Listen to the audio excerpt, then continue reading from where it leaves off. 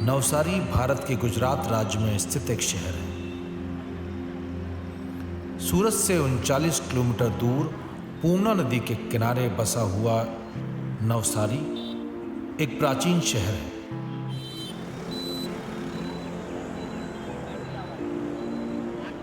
यहां जिले का मुख्यालय भी है। एक जमाने से ये जगह भारतीय पारसियों का केंद्र है। भारत के प्रसिद्ध व्यापारिक व औद्योगिक नेता तथा टाटा समूह के संस्थापक जमशेदजी टाटा का जन्म सन 1839 में नवसारी में हुआ था। पर आज हम इतिहास के पन्नों को पलटकर आपको एक ऐसी सच्चाई से रूबरू कराएंगे जो नवसारी के विकास में नींव की ईंट है। एक ऐसी आला हस्ती जिसका इतिहास में जिक्र तो कम हुआ, मगर उन्हें ईश्वर और अल्लाह को मानने वालों की फिक्र सदा रही। जो एक बार इस दर पर आया वो इसी दर का हो गया। रोशनी का दूसरा नाम हजरत पीर नूर सदगोर सैयद सादात बाबा। हर घर में इनके मानने वाले होते हैं। कोई भी आ सकता है, कोई भी हिंदू हो या मुस्लिम हो या ख्रिश हो या पारसी हो। कई सारे ऐसे हमारे नौसर में कई सारे ऐसे पर्सन्स हैं जो पारसी है, वो भी यहाँ पे आते हैं, मन्नत रखते हैं, उनकी भी मन्नत पूरी हुई। यहाँ हम जब आते हैं ना तो जैसे हिंदू मुस्लिम जैसा कुछ लगता ही नहीं है। यहाँ सब एक परिवार जैसा ही सब लगता है। ये पूरा गुजरात का जो साउथ और नॉर्थ बोलते हैं ना, वो पूरा ये सतपंथी धर्म फॉलो।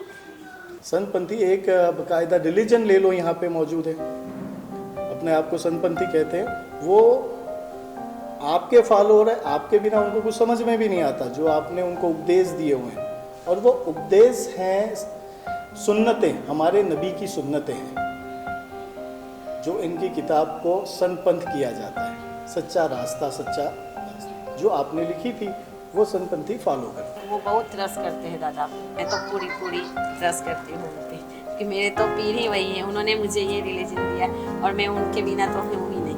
बाबा का चमक से मेरे पास पैसे तक के सब है। जब मेरे बच्चे की शादी होनी थी वो बाबा के कर्म से हो गया।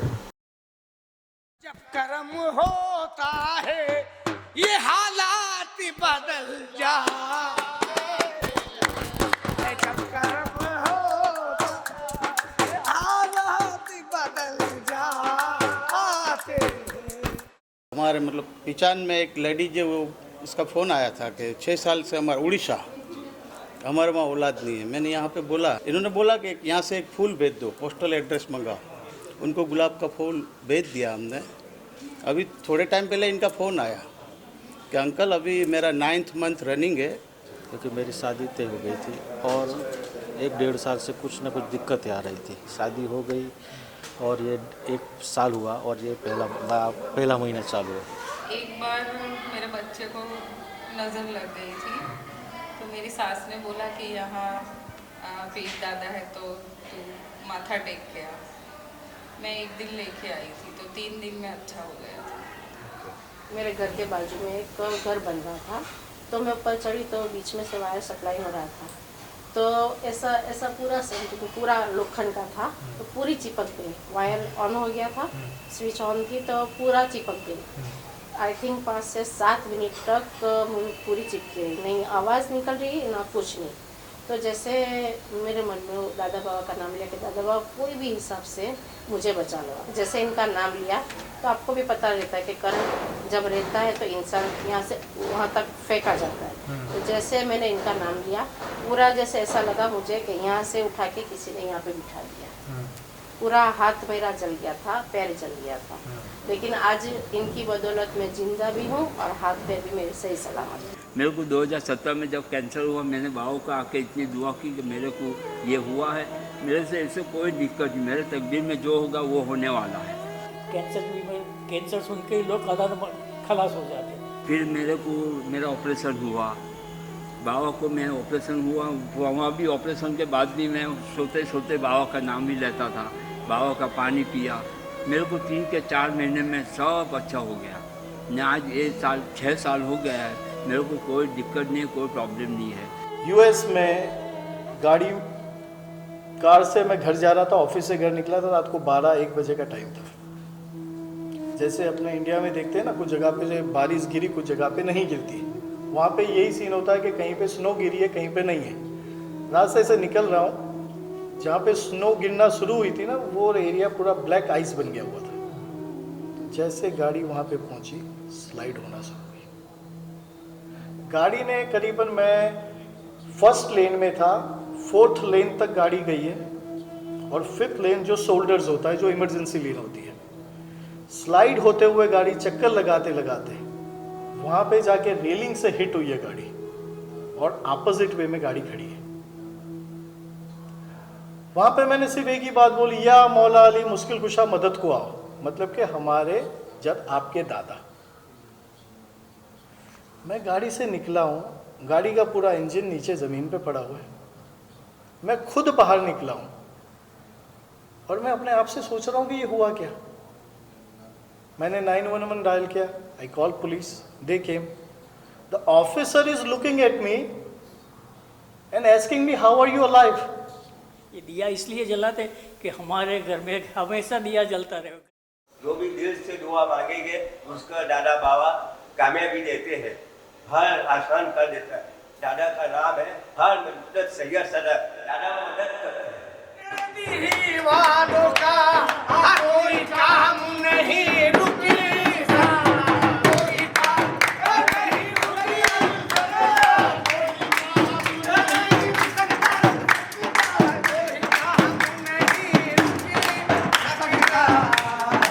मेरे दीवानों का कोई काम नहीं दे सकता।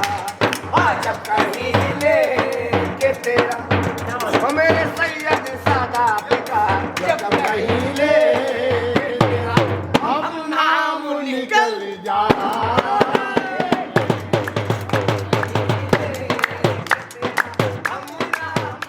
औज़ु बिल्लाहि मिनश शैतानिर रजीम, बिस्मिल्लाहिर्रहमानिर्रहीम।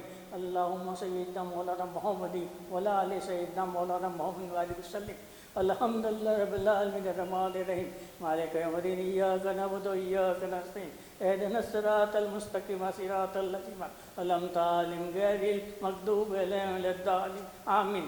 मेरा नाम सैयद मुस्लिमुद्दीन सदरुद्दीन दरगाहवाला है। हमारे पिताजी सैयद सदरुद्दीन दरगाहवाला थे, ये यहाँ के गद्दी नसीम थे।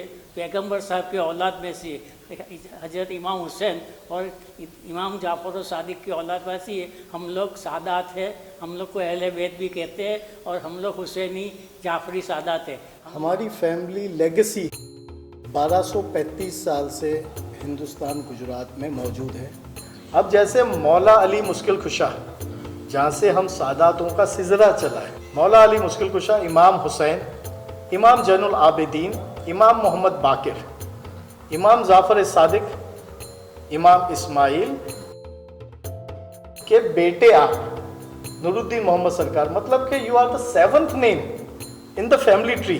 हमारे जो पैगंबर थे मोहम्मद सल्लल्लाहु अलैहि वसल्लम, उनकी बेटी थी बीबी फातिमा, उनकी शादी हमारे उनके कज़िन हज़रत अली से हुई थी, और उसकी जो औलाद है वो औलाद में हम उनकी मतलब 43rd जनरेशन में है। इनके वालिद हजरत इस्माइल के गुजर जाने से इनको इमामत की गाड़ी नहीं मिली।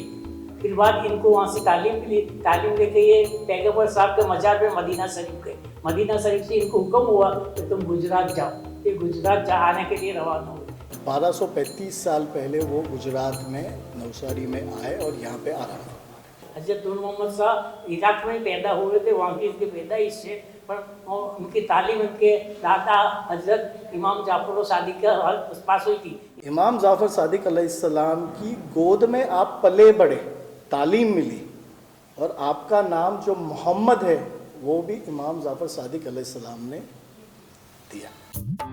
तो मोहम्मद नाम नाना का भी है, हुज़ूर सल्लल्लाहु अलैहि वसल्लम। आपके ग्रैंडफादर इमाम जाफ़र सादिक, आपका भी नाम मोहम्मद था, और उनके फादर का नाम भी। तो ऐसे ये मोहम्मद चले आ रहे हैं, ये मोहम्मद का नूर है। सो आपके नाम के आगे लगा पीर नूर सदगौर, नूर लाइट, सदगौर मायने के सच्चे गुरु। जैसे बाबा ने मेहमानी करी तो एक इधर एक तालाब है, एक इधर तालाब है। एक तालाब पे शरबत बनाया, एक तालाब पे दूध का शरबत बनाया। तो बाबा ने क्या है सबको इसमें से पिला। तो आज भी वो शरबत क्या तालाब है, वो शरबत या तालाब का पानी तो हाथ पे लाओगे तो तुमको शरबत जैसा ही लगेगा। अब पश्चिम तरफ दूधिया तालाब तो उसका पानी दूध जैसा था। आज भी वो पानी में सफ़ेदी आती है। हज का वक्त आया तो बाबा हज पढ़ने चले गए। तो वहाँ पे बाबा को ऐसा हुआ कि अब मैं ज़्यादा रह नहीं सकता, दुनिया छोड़ जाने का वक्त आया। तो इनके साथ जो गए थे उनके आगे देखो जैसे ऐसा होगा तो तुम लोग नीचे कफन बिना के पेटी में नदी के अंदर रख देना, मेरे जहाँ जाना होगा वहाँ चला जाना। तो बाबा को कफन पिला के पेटी में रख के पानी में छोड़ दिए। पूर्णा नदी है जो जलालपुर गाँव है, वहाँ पे पेटी नदी में से बाहर आती थी, लोग लेने जाते थे पर किसी के हाथ में आती नहीं, पीछे अंदर चली जाती थी। ऐसा 3 रोज तक ऐसा हुआ। अब 2 रोज बाद हमारे यहाँ जो हमारे पूर्वज थे उनको भी ख्याल आया कि कुछ आया है नदी में, न अपनों को बुलाता है, कुछ आया है न अपनों को बुलाता है। अभी हमारे पूर्वज नदी में गए तो हमारे पूर्वज लेने गए तो पेटी बाहर आ गई, पेटी से ला के बाबा को यहाँ दफन किया। ये हमारे नबी सल्लल्लाहु अलैहि वसल्लम की औलाद है, इमाम हुसैन की औलाद है और ये अपनी कब्रों में ज़िंदा है। हमारा अहले सुन्नत वल जमात से हम हैं, हमारा अकीदा है अल्लाह के जो वली होते दोस्त होते वो अपनी उसको कब्र की मट्टी नहीं खाती, वो अपनी कब्रों में ज़िंदा है, वो देखते हैं सुनते हैं, ये हमारा अकीदा है।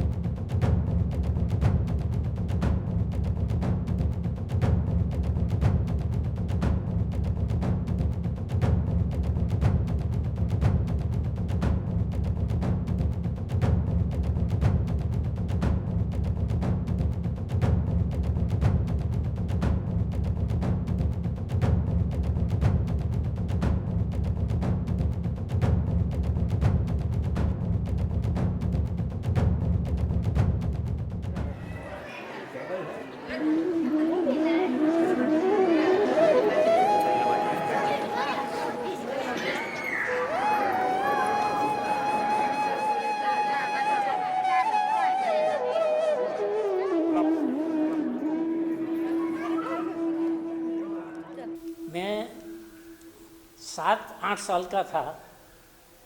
हम लोग हमारे यहाँ जूने मकान के अंदर रहते थे, आगे का दरवाज़ा और पीछे का दरवाज़ा। रात को 2-2:30 बजे मुझे पेशाब की हाजत हुई, मैं बाहर पेशाब करने गया।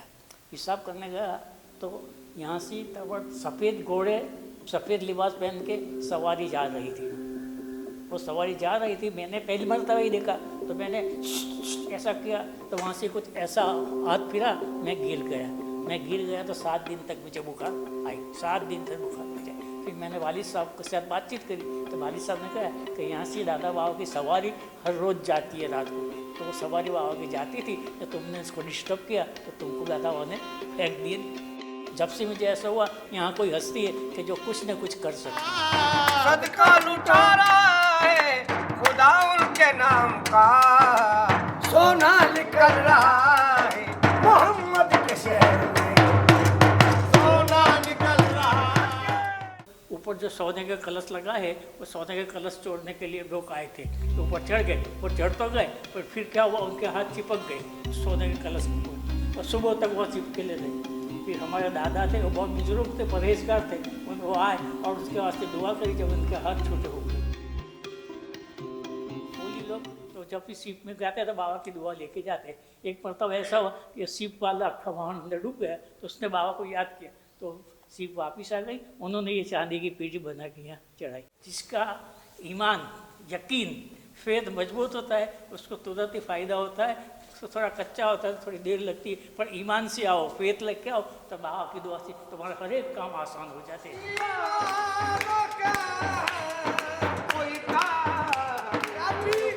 मेरा नाम अयूब खान पठान है, मैं पुलिस डिपार्टमेंट में से रिटायर हुआ हूँ। यहीं पे सुपरिटेंडेंट ऑफ पुलिस ऑफिस में था मैं ये डिस्ट्रिक्ट का कम्युनिकेशन का इंचार्ज था, सीनियर सब इंस्पेक्टर। मैं सूरत महानगर पालिका में जॉब करता हूँ, गवर्नमेंट सर्वेंट। मैं फर्स्ट टाइम 1997 में आया। मैं 27 साल से हर जुमेरात थर्सडे को आता हूँ और हर गुरुवार आए तो ऐसा लगता है कि बाबा सामने से बुला रहे हैं।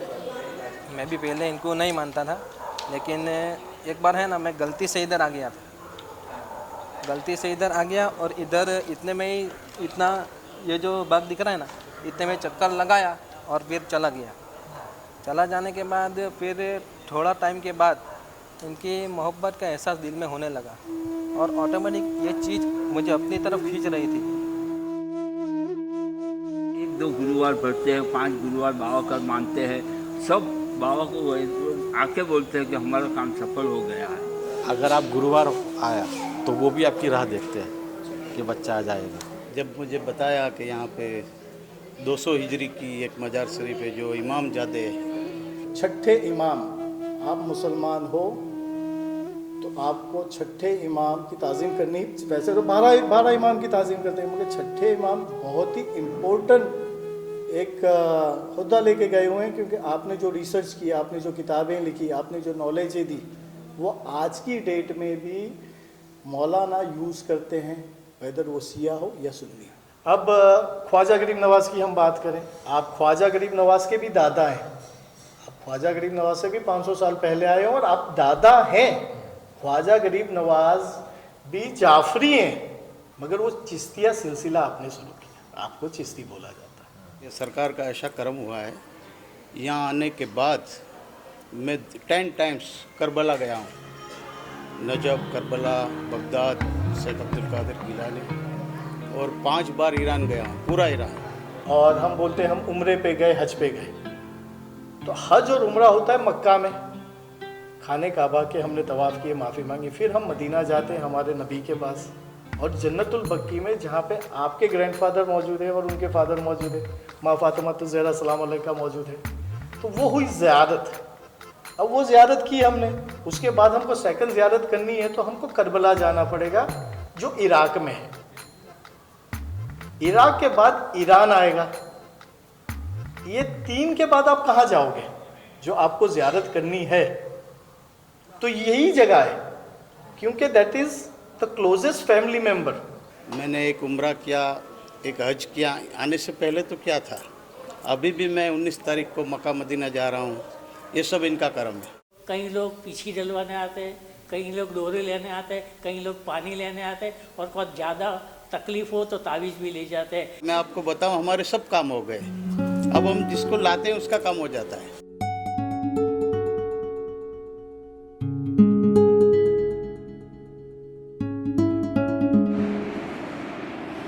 जो रेलवे स्टेशन पे उतरेगा, बस स्टैंड पे उतरेगा, वो खाली इतना रिक्शा वालों को बोलेगा न, मेरे को बड़ी दरगाह पे ले जा, सीधा ये इधर लाके रख देगा रिक्शा वाला। मेरी तो दुनिया यहीं ख़त्म होती है, यहीं शुरू होती है। यहाँ की धूल साफ़ करने में मैं अपना मुकद्दर समझता हूँ, और वो अभिमान से मैं दुनिया को बोलता हूँ, I brag about it every day, कि मैं आपका गुलाम हूँ। तो दुनिया तो बोलते हैं ना कि इनके कदमों की खाक है, बस सबसे बड़ी तो इनकी गुलामी मिली, इनके दर पे आते हैं, इनके दर पे खिदमत करते हैं और इनसे फैज़ लेते हैं, यही बहुत बड़ी चीज़ है हमारे लिए। सतगुरु बाबा का ऐसा करम है कि हम गुनाह करना चाहते हैं तो भी नहीं कर सकते, ऐसा हमारे पे छाया रहता है इनका। 85 साल की बुढ़ी औरत थी, उसकी आंखें बिल्कुल चली गई थी, बिल्कुल ही दिखना बंद हो गया था एकदम। ये दादा के जो दरवाजे हैं उनके पे 2 कड़े लगे हुए हैं, और 2 कड़े ऐसा आँख में लगाते हैं ना, अपनी आँखों की रोशनी तेज़ होती है। तो वो जो अम्मा है वो खुद आई चल के, और दोनों आँखों पे वो कड़े लगाती थी, और उनकी आंखें बिल्कुल एकदम दादा की दुआ से अच्छी हो गई बिल्कुल। रिपोर्ट सब नॉर्मल ही आती थी, तो मैंने यहाँ माथा टेकना शुरू कर दिया और श्रद्धा रखी तो अब ठीक हो रही। बार बार बीमार पड़ जाती थी, इसलिए मन्नत रखनी पड़ी। जो शादीशुदा औरतें जिनको 15-20 साल से बच्चे नहीं हुए, 30 साल से बच्चे नहीं हुए, एक मन्नत ली बच्चे हुए। कई लोग ऐसी मन्नत लेते हैं कि हमारा बच्चा 5 साल का होगा, 7 साल का होगा, तो यहाँ पे बाल कटवाएंगे, और साथ में 100, 200, 500 जितने आदमी आते हैं उनको यहाँ भोजन भी देते, सबको खिलाते भी। एक औलाद के लिए, औलाद को यही जो है ना, वो जो मिजान, उसमें बच्चे को खजूर से, शक्कर से वजन करते हैं, तो ये पूरा हर संडे को ऐसा ही होता रहता है। मतलब इतनी औलादें हुई है, ये सरकार की निस्बत से। जिसको विदेश जाना है फॉरेन, तो वो जो बच्चे मेहनत करते हैं आईलेट वगैरह जो भी उसकी प्रोसीजर है पढ़ाई में, जो यहाँ आ जाता है उसका जल्दी हो जाता है, टर्न आ जाता है।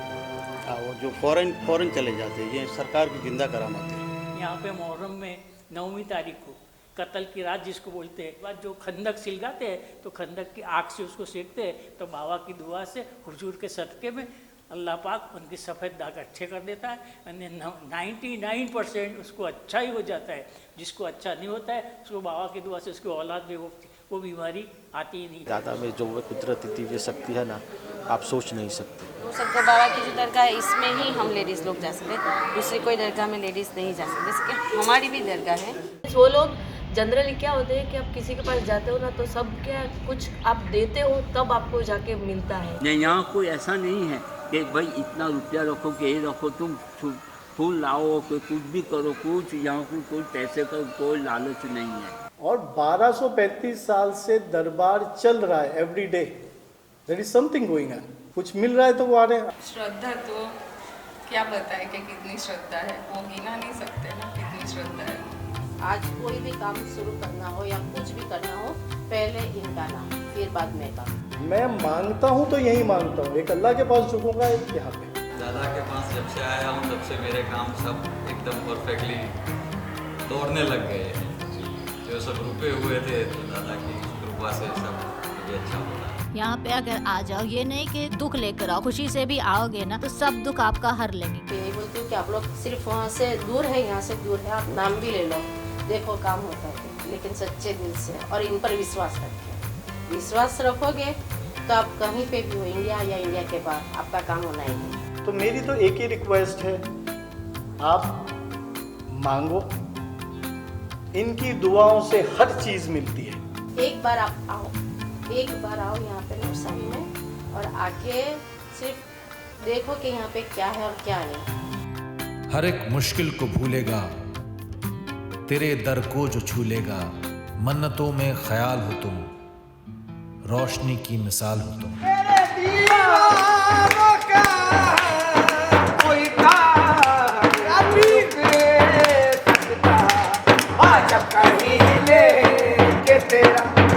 मेरे सैयद सादा पिता जब कहीं ले अब नाम निकल जा